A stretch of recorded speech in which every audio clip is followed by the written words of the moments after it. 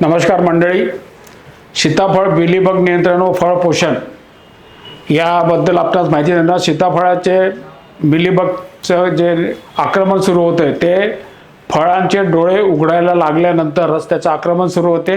त्याच्या बंदोबस्ताकरता आपल्याला कमीत कमी 8 ते 10 दिवसाच्या अंतराने फवारणीचं नियोजन करणं गरजेचं आहे। त्याकरता रियान्स 25 मिली अधिक पांडा सुपर 30 मिली अधिक टॉपअप 40 मिली आणि बेस्ट स्टिकर 8 मिली हा एक फवारा घ्यायचा।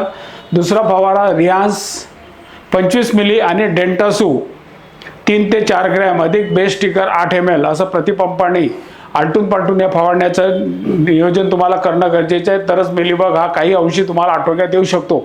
तसेच फळ पोषणाकरता आपल्याला ड्रिपने एकरी 5 किलो बिग बी हे द्यायला पाहिजे आणि 21 दिवसाच्या अंतराने बिग बी 100 ग्रॅम अधिक भरारी 15 मिली प्रति पंप दोनदा 21 दिवसाच्या अंतराने फवारणी करणे गरजेचे। अशा जर फवारण्या झाल्या तर फळाचं पोषण, फळाची साईज हे आपणास चांगले मिळू शकते। धन्यवाद।